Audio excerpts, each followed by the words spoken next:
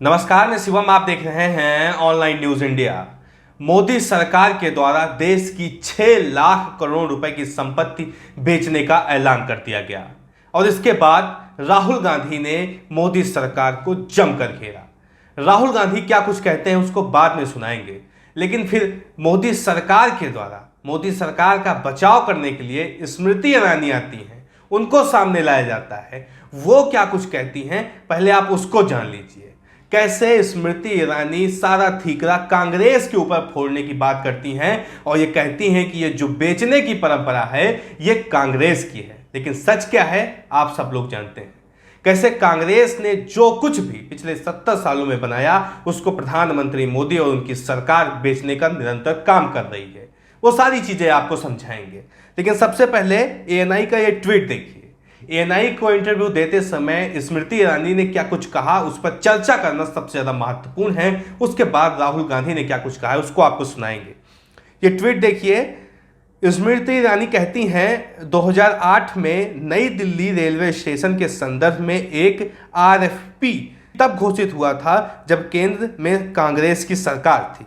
क्या राहुल गांधी का यह आरोप है कि जिस सरकार की मुखिया उनकी माता जी थी वे सरकार बेचने का दुष्कर्म कर रही थी? केंद्रीय मंत्री स्मृति ईरानी। इसके बाद स्मृति ईरानी क्या कहती हैं? पारदर्शिता के साथ जिस सरकार ने राष्ट्र की तिजोरी को भरने का काम किया है और कांग्रेस के लुटेरों से सुरक्षित किया है, उस सरकार पर छींटाकशी करने का राहुल गांधी का प्रयास है। केंद्रीय मंत्री स्मृति ईरानी। अब चीजों को समझिए। दरअसल केंद्रीय मंत्री स्मृति ईरानी, इनकी डिग्री को लेकर बहुत चर्चा होती है और केंद्रीय स्मृति ईरानी इस बात को स्वीकार कर चुकी हैं कि वह केवल 12वीं पास है। 12वीं के बाद उन्होंने ओपन से बीए करने की कोशिश की थी, लेकिन फर्स्ट ईयर में ही वो बाहर हो गई। आप बताइए कि स्मृति ईरानी जो 12वीं पास हैं वो देश की अर्थव्यवस्था पर ज्ञान दे रही हैं और मोदी सरकार के द्वारा इनको भेजा गया है कि आप जाइए और सरकार का बचाव करिए। ये कितना ज़्यादा हास्यास्पद लग रहा है ये आप समझ सकते हैं। इसके साथ साथ ये एबीपी न्यूज़ की खबर देखिए। नेशनल मोनेटाइजेशन पाइपलाइन को लेकर कांग्रेस नेता राहुल गांधी ने मोदी सरकार को निशाने पर लिया है। राहुल ने आरोप लगाया कि 70 सालों में जो पूंजी बनी थी उसके बावजूद सरकार बेच रही है। स्मृति ईरानी ने कहा कि महाराष्ट्र में कांग्रेस की सरकार थी, मुंबई पुणे एक्सप्रेस में वो 8,000 करोड़ का मोनेटाइजेशन किया। क्या राहुल गांधी का ये आरोप है कि उनकी सरकार ने महाराष्ट्र में एक्सप्रेस बेचने दी? साल 2008 में नई दिल्ली रेलवे स्टेशन के संदर्भ में एक आरएफपी तब घोषित हुई जब केंद्र में कांग्रेस की सरकार थी। क्या राहुल गांधी का ये आरोप है कि जिस सरकार की मुखिया उनकी मां है वह सरकार देश बेचने का दुष्कर्म कर रही थी? ये सवाल पूछा जा रहा है स्मृति ईरानी के द्वारा, लेकिन स्मृति ईरानी अपने सरकार के आकाओं से एक बार नहीं पूछ पा रही हैं कि वो जो काम कर रहे हैं, वो जिस तरीके से देश बेचने का काम कर रहे हैं वो कितना ज़्यादा सही है। अब बताइए, वो सेक्टर जिससे आम लोग बिल्कुल जुड़े हैं, रेलवे का सेक्टर, हेल्थ का सेक्टर, एजुकेशन सेक्टर, इन सेक्टरों को बेचा जा रहा है।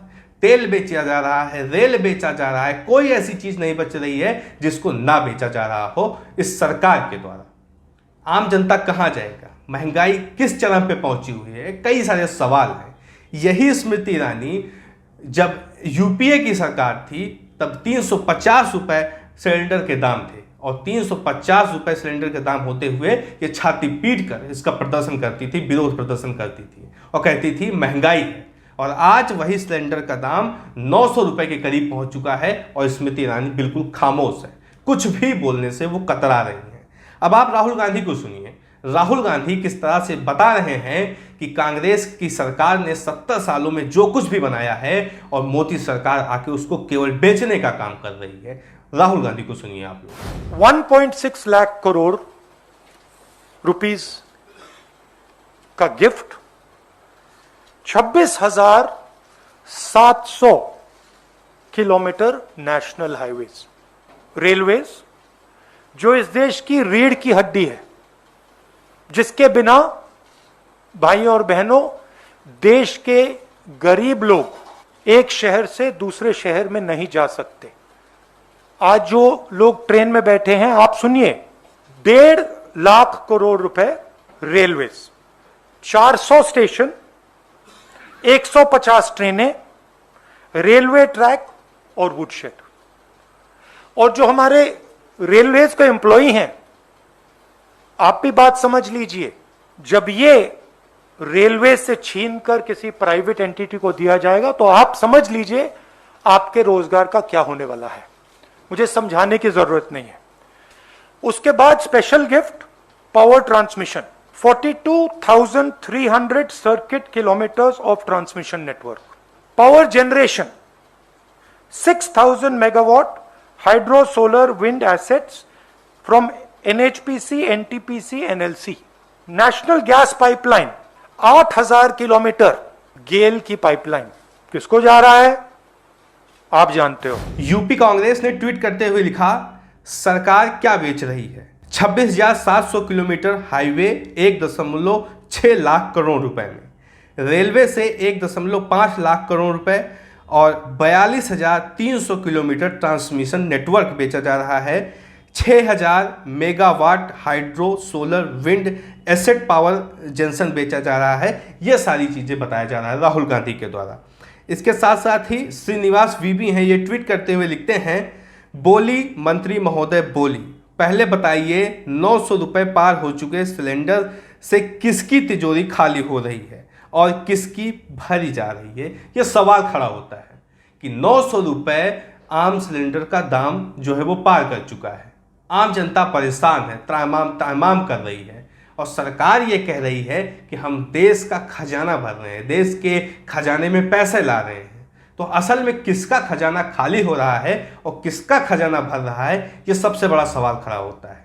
आम जनता, जो आम जनता की जमा पूंजी थी, वो बिल्कुल समाप्त होने पर है। आम जनता ये सोच रही है कैसे 2 वक्त की रोटी निकाली जाए, कैसे 2 वक्त की रोटी का इंतजाम किया जाए, और ये सरकार कह रही है कि हम देश का खजाना भर रहे हैं। अब इसके साथ ही देखिए, अभिनव पांडे हैं, एबीपी न्यूज़ के पत्रकार हैं, ये लिखते हैं, राहुल गांधी पर केंद्रीय मंत्री स्मृति ईरानी का पलटवार। कहा 6 लाख करोड़ रुपया भारत की तिजोरी में आएगा, शायद राहुल जी को ये बात रास नहीं आई। 6 लाख करोड़ भारत की तिजोरी में आएगा, ये बात राहुल को रास नहीं आई। लेकिन स्मृति ईरानी ये बताना भूल गई कि ये 6 लाख करोड़ रुपए कैसे भारत की तिजोरी में आएगा। भारत की वो अपनी संपत्ति, जिस संपत्ति पे भारत निर्भर है, उस संपत्ति को बेचकर आप पैसे अकाउंट में ला रहे हो, अपनी तिजोरी में ला रहे हो और कह रहे हो कि हम अमीर हो गए। ये कोई हास्यास्पद से ज़्यादा कोई बात नहीं हो सकती है। अलका लांबा ट्वीट करते हुए लिखती हैं, जिस गांधी परिवार ने आज़ादी से पहले और बाद में देश की संपत्तियों को बनाया और तब तक संभाला, आज उसी राहुल गांधी की माता जी की आड़ लेकर अपने बाप पनौती द्वारा देश की उन्हीं संपत्तियों को बेचे जाने का समर्थन तेरी जैसी बिकाऊ ही कर सकती है। अलका लांबा कह रही हैं स्मृति ईरानी को लेकर।